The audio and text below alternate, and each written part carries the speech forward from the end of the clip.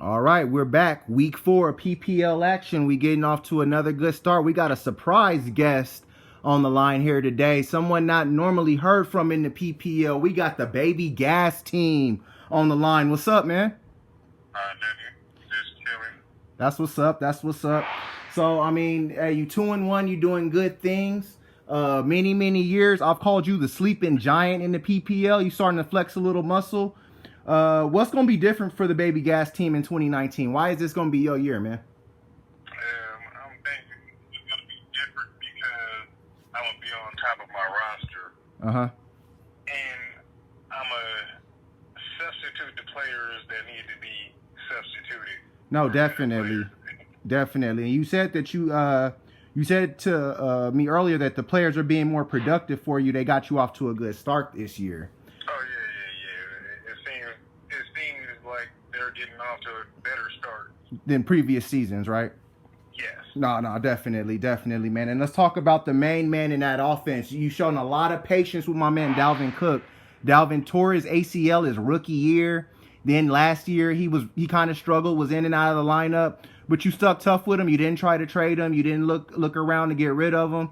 Talk to us about Dalvin. What made you remain patient and stay the course with Dalvin Cook? Well, I was remaining patient on him because I seen what he done in college, and I was thinking like, well, if he could do this without a line, then behind the Vikings line, he should be able to do something great. Right. Definitely. He's the #1 player in the league.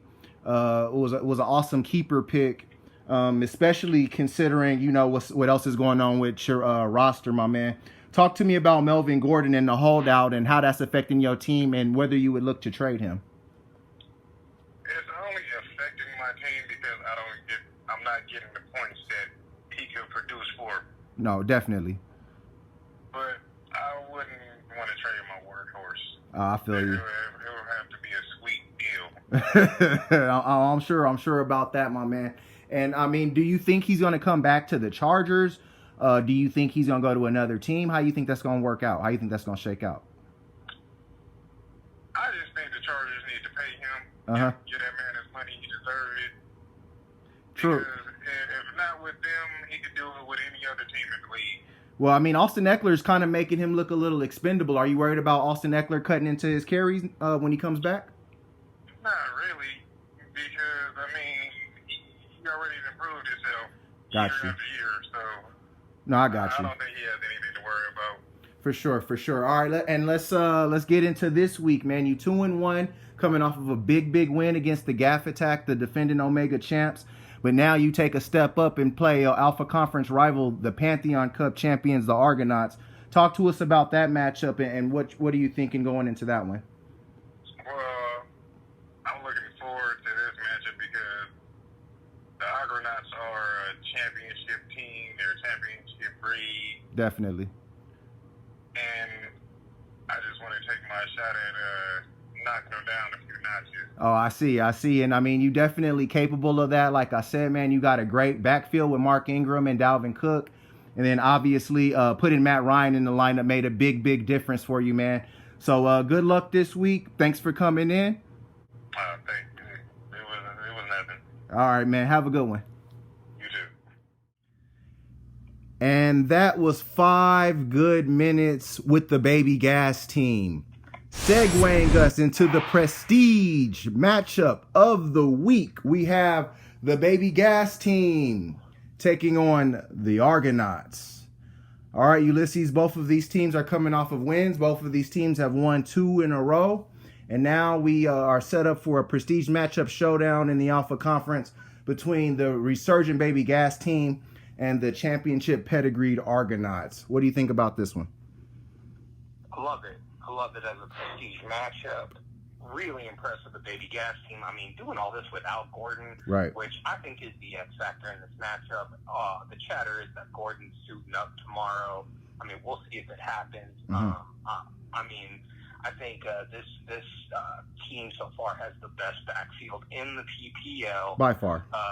And exactly, I think Matt Ryan's doing work. I really think that he has the matchups this week. That being said, I mean, the Dak Prescott move, the Delaney Walker move, right? The Argos. I mean, these guys are showing they have no loyalty to anybody. They are going for titles only, right? And so there's no love lost. Doing what I expect them to do, but I'm really excited to see what the Baby Gas team can do. I've got them winning 131 to 126. I think this one's tight. Okay, you know what, and I think I'm going to agree with you on this one. As I've been watching the Baby Gas team this year, they've always impressed me with the type of roster they've had. Even, in past years where they weren't as successful, I always felt like they've had, the kind of keepers and the kind of just roster and building that, it would take to really make noise in Alpha. And I think this might be the year that they do it. You heard Baby Gas team, they remained loyal to Dalvin Cook the entire time. It was a tough road for them, but this dude is really starting to reap the benefits for them. And I mean, Mark Ingram, what was that, 3 touchdowns he had last week? Ridiculous. Yeah, with 100 yards rushing. I mean, against a Kansas City team that's not very good against the run, but I mean, Mark Ingram is having a renaissance year. Now, on the other side, the Argonauts, yes, the Dak Prescott trade. That was one I think they did out of necessity. I think they're trying to consolidate that Dallas backfield and try to get all the points out of that. I like the move, but I could also see Jared Goff blowing up later in the year. Delaney Walker's a bye week fill-in. Maybe they paid a little too much for a bye week fill-in, but we'll see as time goes along. But I'm with you in the end. I think that this is an upset alert. I got the Baby Gas team also winning this matchup, 134 to 126. I think it's going to be another high-scoring affair, but the Baby Gas team is really going to start to flex muscle. And I don't think Melvin Gordon is going to play this week, but he'll be back in time for their showdown with Squad Underestimated in the next week. So I like the Baby Gas team's prospects for the rest of the entire season. So I got them winning this week. Moving on to our next matchup in the PPL. Hardcore rivalry in the Alpha and Omega conferences. A Pantheon Cup 6 rematch. Appease the Gods taking on the Mean Machine. All right, what we got here, man? I know you got a lot of inside sources on this one. Yeah, I mean, I'll start off in saying nobody cares about this rivalry. Both of these teams have not been, I mean, Appease the Gods has never won the title. Right. Mean Machine, it's been a while. So, okay. I mean, let's get that out of the way. Right. But anyway, heartbreaking loss for Appease the Gods. I mean, have all the pieces in place. I think just can't make up their mind with the roster moves. I think I called it last week. Why are you starting Chicago Bears? Right. It was a mistake. I think Russell Wilson on the bench too. I think that this team is just not making the right roster moves. I'll defend ATG on this one. Lamar Jackson was balling so hard you couldn't have benched him. Well, I mean, no, I'm not even saying there. I'm saying David Montgomery, Chris Carson. There's just been a lack of consistency, and then Mike Evans finally shows up. I mean, ridiculous. Yeah, I think that the intangibles are there. I think that the Bills roll this week. I think that this Bills team beat New England. I'm not convinced on Daniel Jones. I'll tell you who I am convinced about: Alvin Kamara. Okay. I said it last week. We were going to learn a lot about Alvin Kamara, and we learned. Man, he balled out. Right. I was hella impressed, to be honest. So, but honestly, just looking at this, I think that just talent-wise, ATG has. They've got the matchups here. They should win this game comfortably. Mm-hmm. I think that Mean Machines relied on not going with a coach, so I don't think that that's going to be viable this week. Okay. We'll see. But I don't think either of these teams have really set their rosters, so for me it's hard to really say who's going to come out on this one with any definity. I've got Appease the Gods winning. Just throwing out there, I think that this team can score. So I'm going to say that they put up 133. Mean Machine puts up 117. Okay. I'm going to go the other way. The Mean Machine really showed me what they were last week. I picked them to beat Squad Underestimated and make the Alpha Conference a dogfight, which they did. Let's start with that Chicago Bears defense on Monday night. I mean, imagine if they were down and losing, and you say, oh, all he's got left is his defense. That defense put up 24 points. That's something that they're capable of multiple weeks. That's not something that's just 1 week thing. That can happen again and again, and that's an intangible that they have. The quarterback musical chairs is something that is a little bit of a head scratcher, especially when they picked Carson Wentz. I thought that was going to be their guy, but I did like what I saw from Daniel Jones last week. I love Odell, but then when I look at the other side, like I said, Lamar Jackson can't be benched. I mean, he's at the point now where Russell Wilson might as well be a trade piece. I'm looking at Mike Evans. It was about time he blew up. He was averaging only about 6 points. So AGG looks like they're rounding into form. Hopefully Julian Edelman can stay healthy, because that's been a bit of an issue, is his health. I'm going to have to go with the Mean Machine, though. I think that their studs are all in prime position. I think Kamara's going to have another big night against Dallas. And I think Odell is going to do his thing against Baltimore. Baltimore showed that they can be beat through the air. I like the Mean Machine in this one. I don't think it's going to be as high scoring as you say. I say Mean Machine wins 119-110. Moving on to our next matchup, we go into the Omega Conference. We have the Omega Conference champions, the Gaff Attack, taking on the United Players, the Destroyers. All right, man, we got the highest scoring team in the league against the lowest scoring team in the league. What you got here, man? Man, really impressed by the United Players. I think that they just ran into a tough matchup last week. And I think this team is sneaky good. Yeah, hottest team in the league they played last week. I mean, exactly. I think Kerryon Johnson. I think he's going to struggle this week. But Derrick Henry, Chris Godwin, Cooper Kupp. I mean, I think up and down. I think he's all right. But I mean, I would be surprised if he went Tom. Okay. Again, I don't know if Tom's 100%, but I don't know. We'll see. I think Kyler can get it done against Seattle too. Okay. I think they got exposed last week. By New Orleans at home. If New Orleans can do it, anybody can do it without Drew Brees. So I'm just saying, like, I would probably go in that direction. Other side though, I mean, Phillip Rivers. I mean, the Keenan Allen connection just deadly.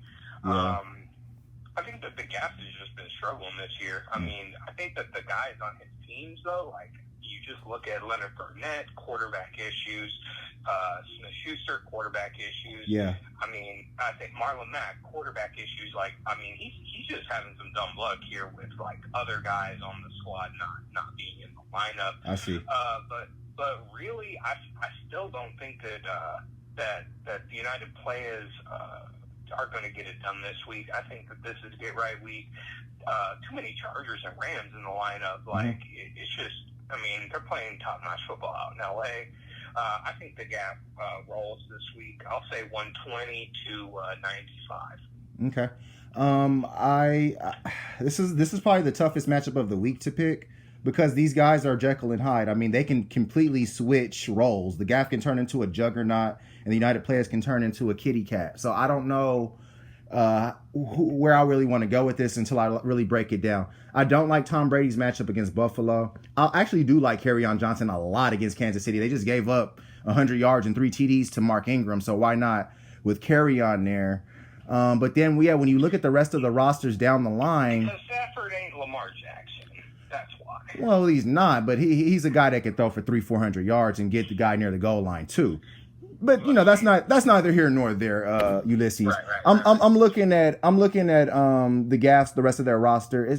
It's too stacked. They're too good. They're gonna bounce back. I got the Gaff Attack winning this one. It's a tough one to pick because both of these teams are very unpredictable right now. But I got the Gaff winning this one. I say he hits his projection. He has his season high.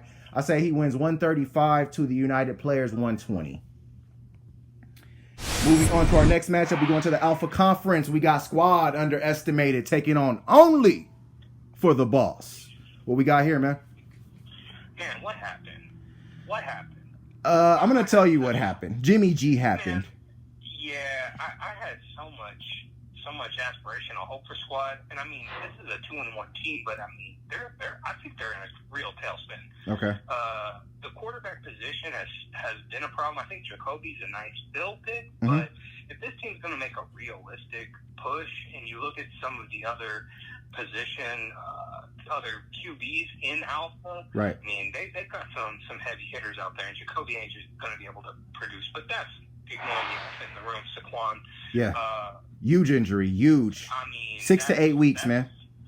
Yeah, that ain't that ain't nothing. And so I think the loss of that, coupled with, again, just not having what I would consider a top tier quarterback, I think they're saving grace if they do win this game. It's going to be Josh Gordon. I mean, I don't know if Edelman's going to be 100. Right. AB's, he's going back to college. And Buffalo's a tough matchup. I mean, yeah, but I think if Tom's the guy that we know he is, Mm-hmm. then, I mean, he's going to feed somebody. And so Josh, hell, by the fact of being on the field, is sharing a pretty good position there. Looking at the other side, I mean, the boss is the boss. I mean, the guys wearing KC are great. I mean, Terry Cohen struggled last week. I mean, even though the Bears won, he wasn't involved at all, really. No, I mean, it was all Gabriel, really. Yeah. But I think that Eagles coach is problematic for me here. Mm-hmm. In Green Bay, I think that's. I mean, they're staring at it now. I wouldn't go there. Right. On the flip side, though, again, I've got Buffalo winning that matchup, but that's why I think that it's so critical that they get a coach win here, only for the boss. Yeah. Because I think that the margin is going to be razor thin. I think if they get a coach, a better coach pick in there, I think that they could easily win this matchup. Agreed. I think that we saw the cracks last week. Squad needs to get a QB. They need to make some moves. Right. And I think if they don't, it may be a tough season. I think only for the boss gets this one. I don't think it's a high scoring affair, but I'm going to say it's 111 to 107. All right, man. Squad it looked so promising to start, and then the Barkley injury could really derail their team, and that's because he's one of their largest sources of points. Although I gotta say, Philip Lindsay really has filled in well. That was a pretty good draft pick in hindsight.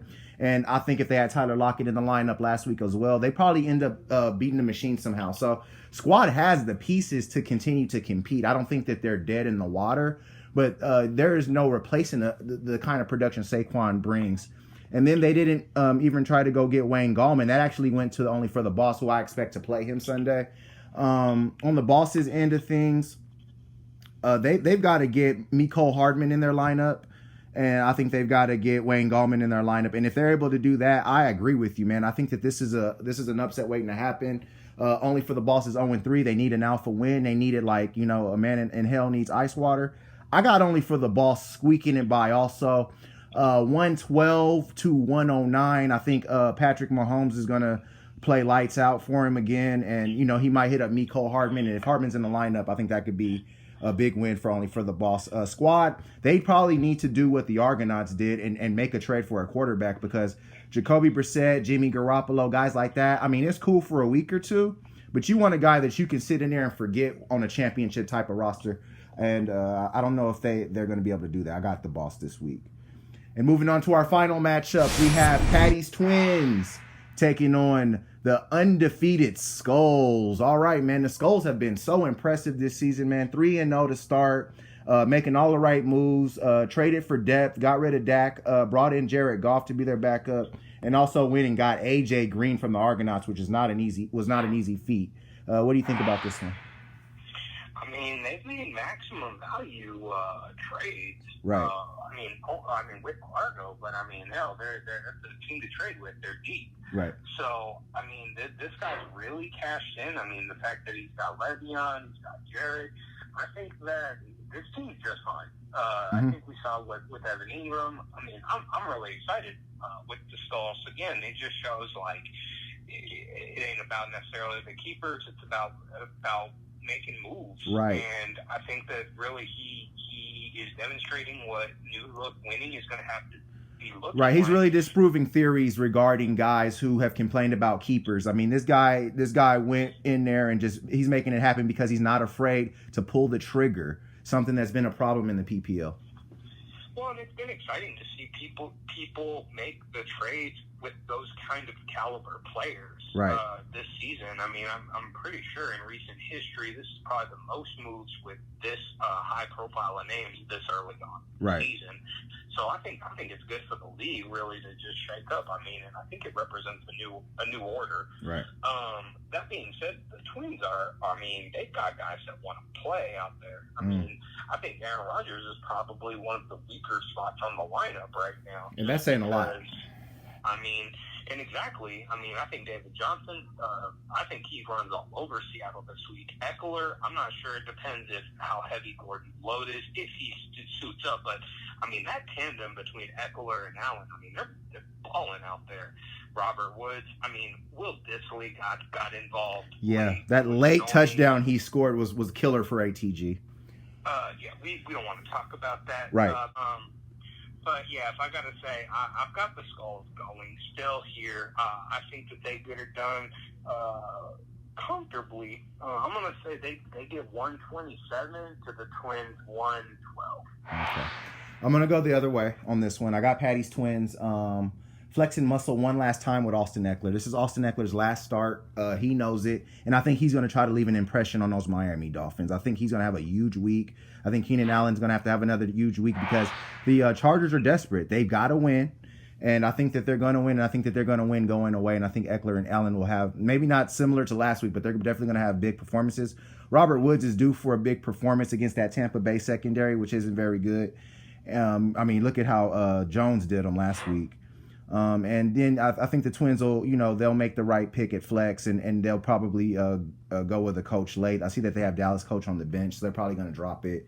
I think the Twins are in position. I love the Skulls. Don't get me wrong. I love the trades that they're making. I love that they're continually making moves. I like the Marvin Jones Jr. pickup. Everything that they're doing, they're like Tom Cruise, man. They're making all the right moves. But I think that reality hits now. I think that we're getting into the nitty gritty. We're getting into the trenches of the season, and I got Patty's Twins taking over first place in the Omega Conference. I got Patty's Twins winning this 141 to 126. I think she has another huge week scoring. All righty, and that was it for PPL Live. Geno the Gent and Ulysses S. Hate signing off.